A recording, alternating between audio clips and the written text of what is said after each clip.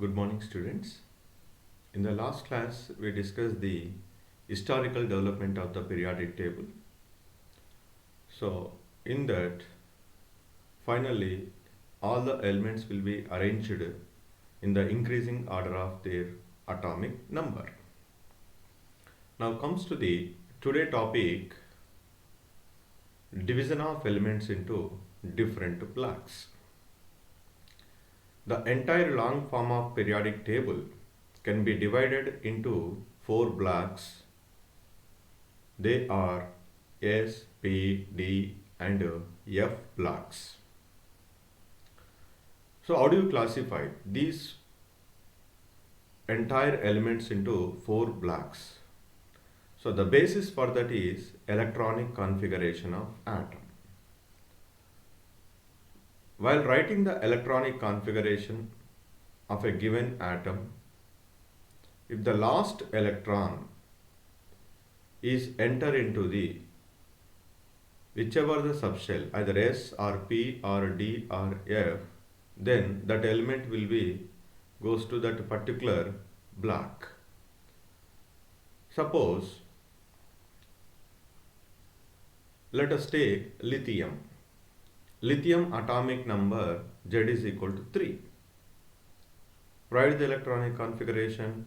First we write 1s2, then 2s1. The last electron, the third electron is enter into the s orbital of outermost energy level, so that is comes under s block element. So like that, all the elements can be classified into different blocks. We can discuss one by one. First one goes to S block elements. What are the S block elements? The elements in which the last electron enters the s orbital of their outermost energy level are called S block elements. That means if the last electron is enter into the s orbital, then that is called S block elements. So generally in the S block elements, group 1 and group 2 elements are present. We know in the long form of periodic table 18 groups are there. In that 18 groups, first group 1, group 2. Okay, in both the cases the last electron is enter into the s orbital of outermost energy level, so that they are treated as S block elements. The group 1 elements, when you write the electronic configuration of for all the group 1 elements, in the outermost shell one electron is present in the s subshell. Suppose lithium is there. When you write the electronic configuration for lithium, you get 2s1 is the outermost energy level. Similarly, the next element to the lithium in the group 1, that is sodium. Sodium is atomic number 11. The electronic configuration is 1s2, 2s2, 2p6, 3s1. In the previous case, 2s1 is there. Similarly, if you write the electronic configuration for the remaining elements, the outer shell electronic configuration 5s1, 6s1, 7s1, like that you get. So that only the principal quantum number is changes. Okay. So as we move from one element to the another element in that group, so the general electronic configuration for the group 1 elements is ns1. Similarly, for group 2 elements also, when we observe the outermost shell electronic configuration, here also only principal quantum number is changes, that is okay, n. So that the ground state electronic configuration of group 2 elements is ns2. That means group 1 elements ns1, for group 2 elements ns2 is the general electronic configuration. And group 1 elements are generally called as alkali metals, and group 2 elements are called as alkaline earth metals, because they are generally forming the bases. And when combined for entire S block elements, the general electronic configuration is ns122. ns1 is for group 1, ns2 is the group 2 elements. So that's why we write for S block elements. S block is consist of two groups, group 1, group 2. That's why what is the general electronic configuration of S block elements, that is ns122. Then goes to the next block elements, that is p block elements. So before going to discuss, let us discuss some properties of group 1, group 2 elements, that is S block elements. Generally, all the elements present in the group 1 and group 2, that is S block elements, are metals, and these are highly reactive in nature and readily form univalent and bivalent ions respectively. So here univalent ions, in the case of the alkali metals, that is group 1 elements, always ready to lose only one electron, because by ready to lose one electron they get the stable electronic configuration of the noble gas. That's why they are always ready to lose the electron so that they can form univalent ions. For example, sodium is there. Sodium is 1s2, 2s2, 2p6, 3s1. By loss of one electron from the 3s subshell, we get the configuration 1s2, 2s2, 2p6. So by loss of one electron, what is the charge is developed on the sodium? Plus. So that Na plus. Whereas comes to the magnesium, the electronic configuration is 1s2, 2s2, 2p6, 3s2. Okay, the electron is not ready to easily lose ions like group 1 elements, sodium, but magnesium is also ready to lose the 2 electrons. By loss of 2 electrons, it is also get the noble gas stable configuration. That's why the magnesium is always ready to lose the 2 electrons so that it gets the plus 2 charge. Similarly, the other elements present in the group 1 or group 2 are ready to lose 1 and 2 electrons respectively. That's why they can form univalent ions and bivalent ions. And generally these are impart the characteristic color to the flame. When they are subjected to the flame test, they will show the some colors. And these are whatever the compounds are formed by these group 1 and group 2 elements are ionic compounds, except in the case of lithium and beryllium, the rest of the elements can form the ionic compounds. That's why S block elements are metals, and they are always ready to lose 1 or 2 electrons with respect to the alkali and alkaline earth metals, and impart the characteristic colors to the flame, and whatever the compounds are formed, they are ionic compounds. This is about the general characteristics of S block elements. And go to the P block elements. The difference between S and P block elements is, here in the case of S block elements, the last electron is enter into the S orbital of outermost energy level. But here the last electron is enter into the P orbital of outermost energy level. So that is the difference between S and P block elements. So that's why the elements in which the last electron enters the p orbital of their outermost energy level are called p block elements. So which group elements comes under this block? The group 13 to group 18 elements are comes under p block elements. Then when we see the general electronic configurations of group 13 to group 18, you can write for any element in the group 13 to group 18, you are getting the outermost electronic configuration is like that. For example, group 13 is there, boron. What is that? Z is equal to 5. So then 1s2, 2s2, 2p1. 1s2, 2s2, 2p1. What is the outermost energy level? Second energy level. In the second energy level, what is there? 2s2, 2p1. So similarly, the next element of group 13, what you get? 3s2, 3p1. The next two element 4s2, 4p1. That's why the ground state electronic configuration of group 13 elements is ns2, np1.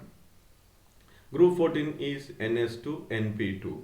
Group 15 is ns2, np3. Group 16 ns2, np4. Group 17 ns2, np5. Group 18 elements except helium. Okay, the remaining all the elements has the ns2, np6 is the general electronic configuration. So like that we can write the The six groups are present in the p block elements and their respective general electronic configurations in the ground state are ns to np1, ns to np2, ns to np3, ns to np4, ns to np5, ns to np6 respectively. So that when you are observing this general ground state electronic configuration, ns2, ns2, ns2, ns2 is the common factor, but only where it is changes, the number of electrons present in the p subshell is different. Okay, so that's why it is varies from where to where, 1 to 6. So that the general electronic configuration of p block elements is ns2 np 1 to 6. This is the general electronic configuration. Then go to the characteristics of the p block elements. So in the previous case, in the S block elements, all the elements are metals. But in the P block elements, metals are present, non-metals are present, and metalloids are present. So, but as we move from S block elements to the P block elements, the metallic character is generally decreases because it is included not only metals, metalloids and non-metals. That is clearly indicates the metallic character is decreases. And in the case of S block elements, they can form ionic compounds except lithium and beryllium. But here the P block elements are mostly form the covalent compounds. In the case of S block elements, only the +1 and +2, that is univalent and bivalent ions are formed with respect to the group 1 and group 2 elements.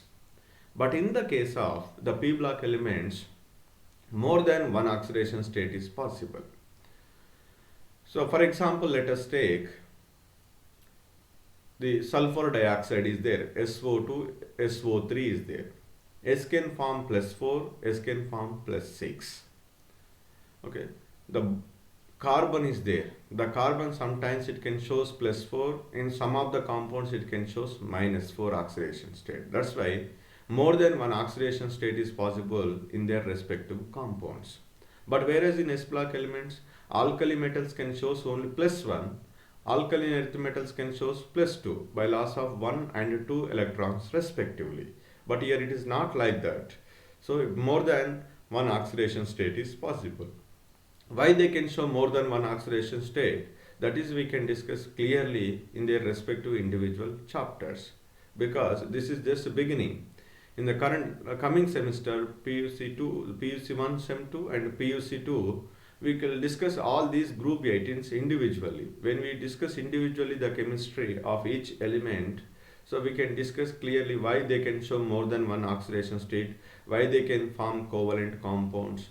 So how, okay, the properties or changes, we move from group top to bottom or left to right. That is, we can discuss very clearly in their respective, okay, chapters. So these are some important characteristics of the P block elements. So P block elements most are, okay, metals and non-metals and metalloids. Three type of categories are there, and compounds are formed by the P block elements are covalent compounds, and more than one oxidation state is possible. Then go to the D block elements. So here the difference is the small change in the definition. In the last two cases, S and P block elements, the last electron is enter into the S or P orbital of outermost energy level. Here the last electron is enter into the D orbital, but not outermost energy level, last but one energy level. That is called penultimate shell. Suppose if the last shell is the fourth one, if the electron is not enter into the fourth energy level, the electron is enter into the which energy level? The third energy level. So the third energy level shell is called as a penultimate shell. Second energy level is called as an anti-penultimate shell, like that. Suppose if the last energy level, that is outermost energy level, is the fifth one, then penultimate shell is the fourth one, anti-penultimate shell is the third energy level, like that. So that here the electron, the last electron is enter into the d orbitals of their last but one energy level, then that elements are called as d block elements. So where does it present? These d block elements, we know very clearly the d block elements are present between s and p block elements between. So you have already studied it in the long form of periodic table. So when the d orbitals field starts, from which period onwards? The fourth period. So because in the fourth period, if n is equal to 4, the 4s and 4p, 4d, 4f subshells are possible. 4d and 4f are do not filled, okay, at that moment, because 4d is filled after 5s, 4f is filled after 6s. So that when n is equal to 4, that is the fourth period, 4s and 4p orbitals are filled. After filling the 4s orbital, generally the electrons are enter into the, so which subshell? 3d subshell. So that's why while filling the electrons is enter into the 3d subshell, those elements comes under d block elements. That's why, so the d block elements are started from which one? Fourth period onwards until now. Okay, the third period, first period, second period, third period, only the s and p block elements are present. So no d block element is observed in the first, second and third period. But from the fourth period onwards, we can observe both all the three S, P and D block elements. So and which group elements are present in this D block elements? Group 3 to group 12, because already group 1, group 2 comes under S block elements. Group 13 to 18 comes under P block elements. Group 3 to group 12 comes under D block elements. So that is the main difference between the D block elements from S and P block elements. That is, the last electron is enter into the outermost energy level of S or P orbital. They are called as S or P block elements respectively. Suppose if the last electron is enter into the last but one energy level, d orbital, then those elements are treated as d block elements. And go to the next one. So when we see the general electronic configuration, because first the electrons are enter into the 4s orbital, so that we write 4s, that is filled with minimum 1 electron, maximum 2 electrons.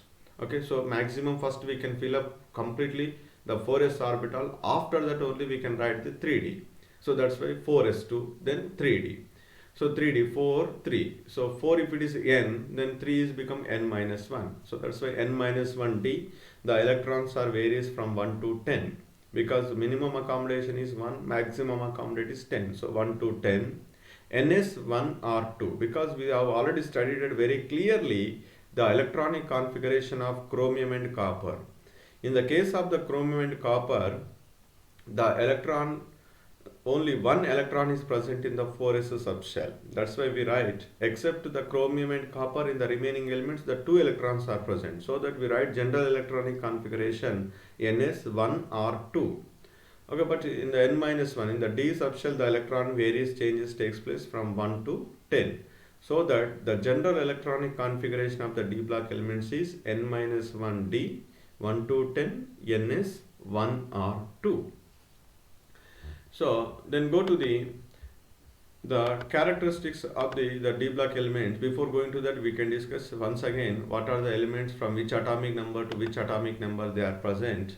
You know very well, the 3d orbital fills starts from the atomic number 21 in the fourth period and ends with atomic number 30, that is zinc, scandium to zinc. So these elements treated as 3d series elements, because filling of the d orbital starts, that is which are d orbital? 3d orbital. That's why the elements from the atomic number 21 to 30 are treated as 3d series, are also called as transition series.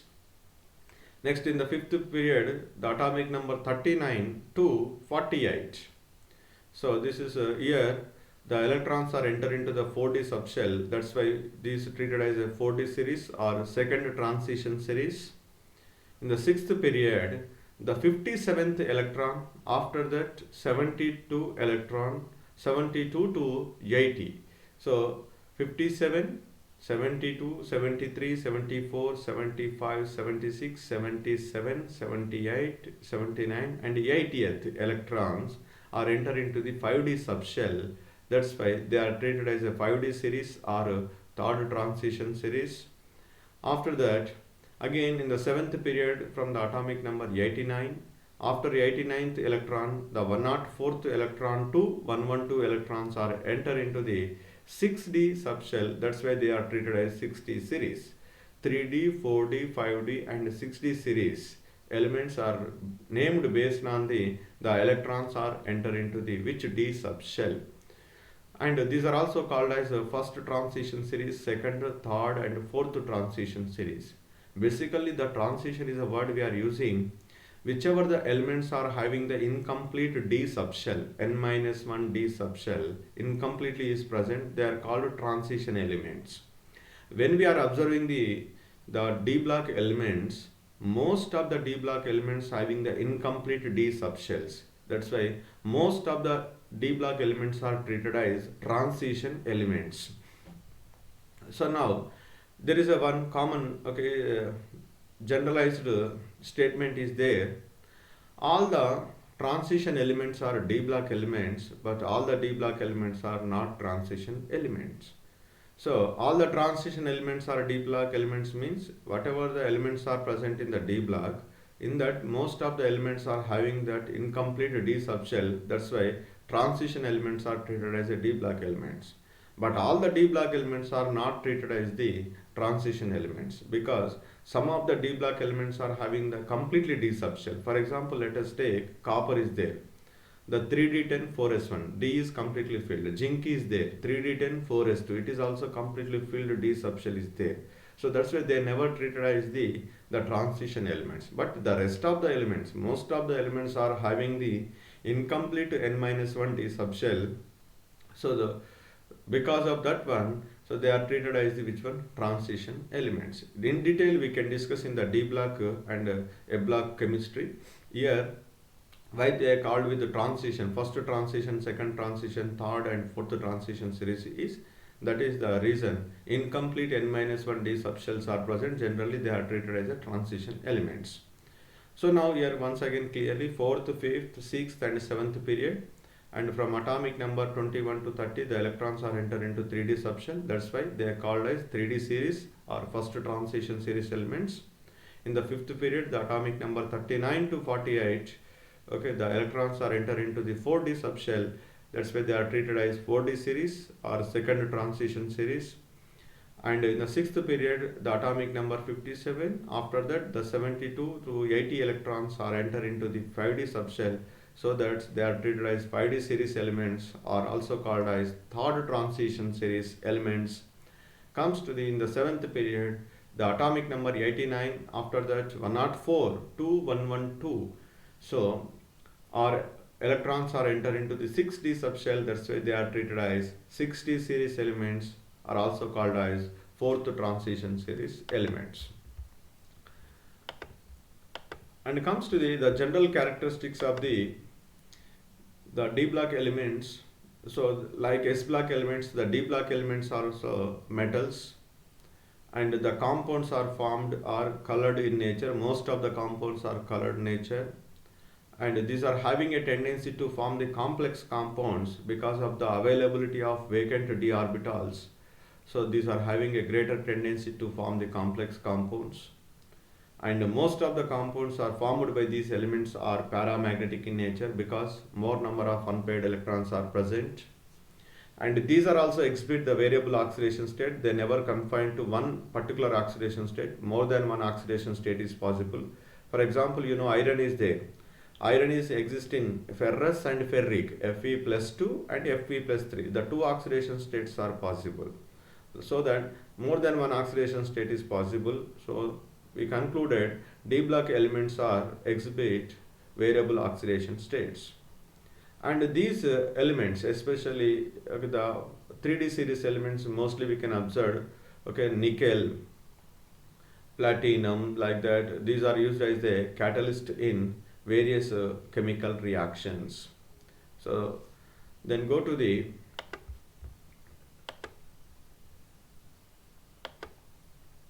A block elements. So before going to the A block elements, once again, the D block elements means, so simply the last electrons enter into the penultimate shell of d orbital. So then they are treated as a d block element cell. Then there are four series of elements are there: 3D, 4D, 5D, and 6D series of elements are present. And all the elements present in the d block elements are metals and form the color compounds, exhibit more than one oxidation state. Most of the compounds are paramagnetic nature. Most of these d block elements are used as a catalyst in various reactions. Then go to the A block elements. In the A block elements, so the difference from D to F is the last electron is enter into the F orbital. This F orbital is present in the anti-penultimate shell, and the last but two shell. First one, outermost shell. The last shell is called outermost shell. So before that two is the penultimate shell. Before to the penultimate shell, which shell is present is anti-penultimate shell is present. So if the electron is enter into the F orbital of anti-penultimate shell, then they are treated as the F block elements, because it is clearly you can understand. Generally the 4f orbital is filled with after 6s. What is the difference between that? Okay, the energy level, the 6th energy level, 4th energy level. Okay, 6 is the valency shell or outermost shell. 5th one is the penultimate shell. 4th one is the anti-penultimate shell. So that's why if the last electron is enter into the F orbital of anti-penultimate shell, then that elements are treated as the A block elements. You know very well. So it consists of two series of elements, and they are placed at the bottom of the periodic table. So where does it started? You know. So the out of the two series of elements, the first series of elements atomic number starts from 58 to 71. That is cerium to lutetium. So here the electron is enter into the 4f subshell. That's why they are treated as 4f series elements. These are comes after lanthanum. That's why these are called as lanthanides. And the next series of elements starts from the atomic number Z is equal to 90 and end with Z is equal to 103.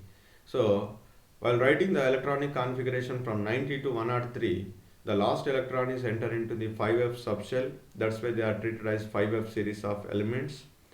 These elements comes under after the actinides. That's why these are also called as actinides. So lanthanide and actinides are named based on after coming the lanthanum and actinium. That's why they are treated as a lanthanide and actinides. So these elements are treated as a 4f and 5f series is because of the last electrons are enter into the 4f and 5f subshells in their respective series. That's why they are treated as 4f series elements and 5f series elements. When we are observing the electronic configuration of these two series of elements, lanthanides and actinides, the last shell, definitely the two electrons are present. In the last but one shell, in some of the elements, either 0 electrons or 1 electron might be present. But in the F subshell, the electron varies from 1 to 14. That's why the general electronic configuration of F block elements is n-2f 1 to 14, n-1d 0 or 1 ns2. This is the general electronic configuration of F block elements. Then go to the characteristics of the F block elements is the F block elements are like D block elements. Most of the cases, these are heavy metals and form colored ions. These are also having the tendency to form complex compounds. And the most of the elements present in the actinides are radioactive in nature and exhibit the variable oxidation state. And the difference between the D block to F block elements is almost similar in properties, but some of the elements are radioactive in nature in the case of F block elements. But except that one, in most of the cases, both are showing similar properties. Both are metals, both are forming the colored ions, both are having a tendency to form complex compounds. In both the cases, variable oxidation states are possible for their respective elements. Then these are the general characteristics of the a block elements. Once again, I will briefly explain. So the long form of periodic table is classified into the different blocks. They are namely S, P, D and F block elements. So this is the classification is based on the electronic configuration. While writing the electronic configuration, if the last electron is enter into the S subshell of outermost energy level, they are treated as S block elements. If the last electron is enter into the P subshell of outermost energy level, they are treated as P block elements. Or if the last electron is enter into the last but one energy level of d orbital, then they are treated as the d block elements. If the last electron is enter into the f orbital of last but two, that is anti-penultimate shell, then they are treated as a block elements. This is the basic difference between one block to the another block. In S and P block, the last electron is enter into the S and P subshell of outermost energy level. But whereas in the case of the D block elements, the last electron is enter into the D subshell of last but one energy level, that is penultimate shell. But F block elements, the last electron is enter into the F orbital of anti-penultimate shell. And in the S block elements, only the group 1 and group 2 elements are present. In P block elements, group 3 to group 18 elements are present. So in the D block elements, so group 3 to group 12 elements are present. And whereas F block elements are present at the bottom of the periodic table, it consists of the two series of elements. And it comes to the general electronic configuration of group S block elements is NS122, whereas in the case of the P block elements NS to NP126. In case of D block elements N-1D 1 to 10 NS 1 or 2. In case of P block elements N-2 F 1 to 14, then N-1D 0 or 1 NS2. This is the general electronic configuration of different block elements. So among these four blocks, the most of the elements present in the S and D and F are metals, but whereas in the P block elements, along with metals, non-metals, metalloids also will be present. The S block elements can exhibit the only two types of oxidation state, +1 and +2, with respect to of alkali and alkaline earth metals. But whereas in other block elements, P, D and F, more than one oxidation state is possible. So these are the some important difference between S, P, D and F block elements. The D block elements are started from the fourth period onwards. Until the third period, only S and P block elements are present. In the D block elements, again there are four series of elements are there: 3D, 4D, 5D and 6D. That is depending upon the last electron is enter into the which subshell, 3D or 4D or 5D or 6D. They are also treated as first transition series, second, third and fourth transition series of elements. And it comes to the F block elements, there are two series of elements are present, 4F and 5F series of elements. They are called lanthanides and actinides. Lanthanides are also called as rare earth metals. And these are present at the bottom of the periodic table in two series.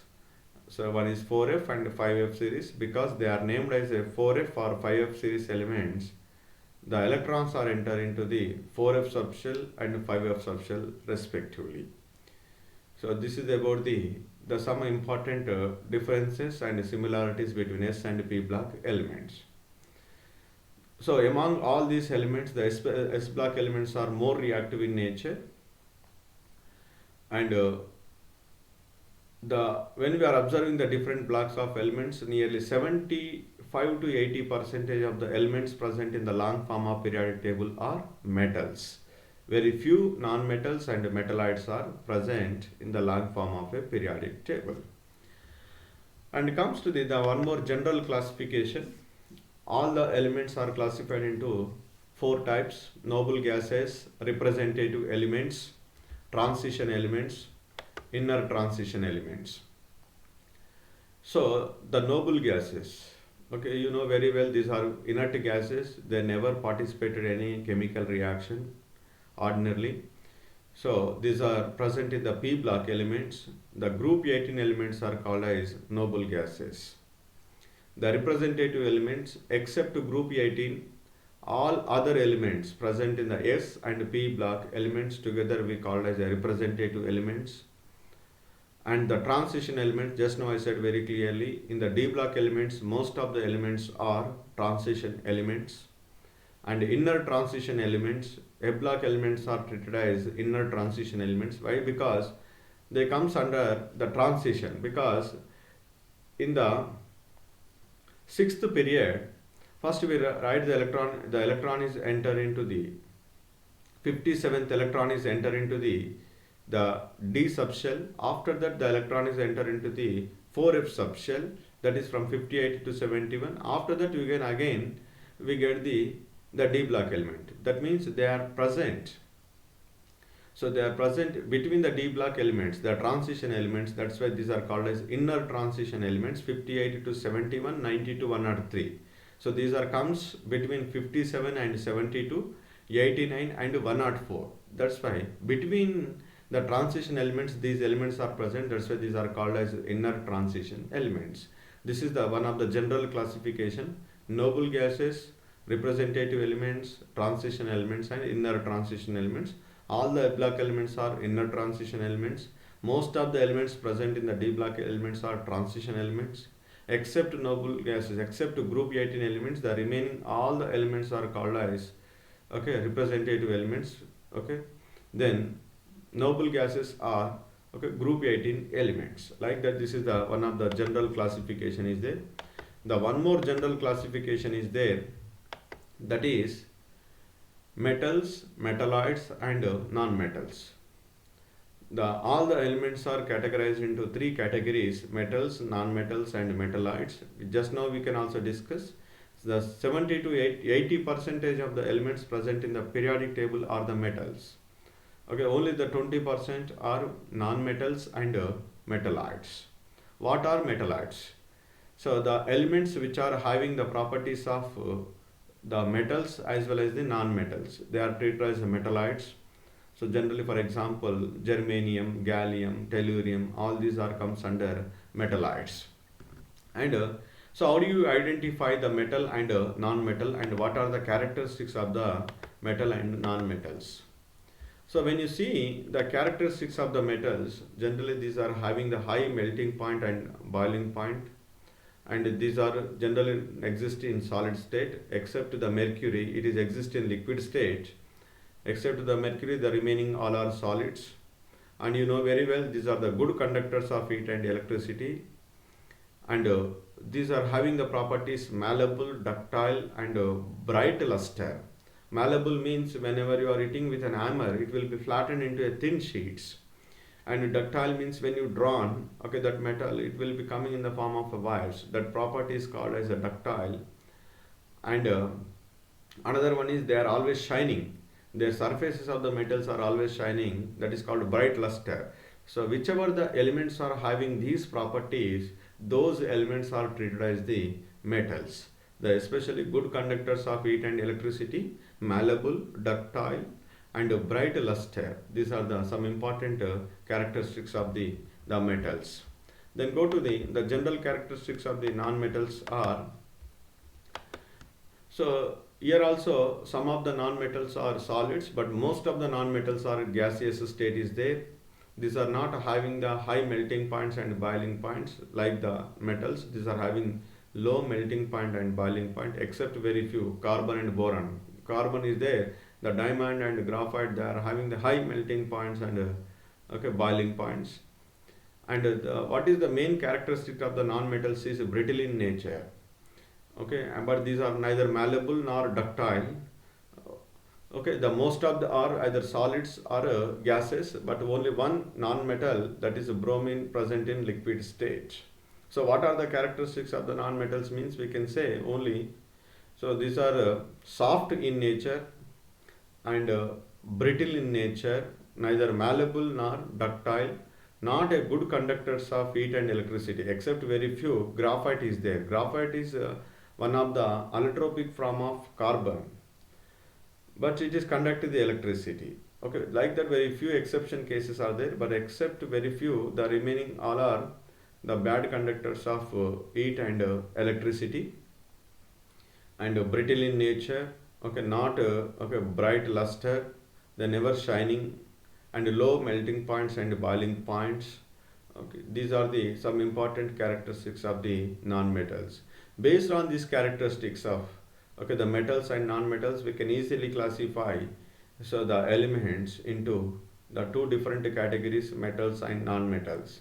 If any element can shows both the characteristics of the metals and the non-metals, that is treated as a metalloids. So this is about the classification of elements. Half of the portion, the half chapter is over.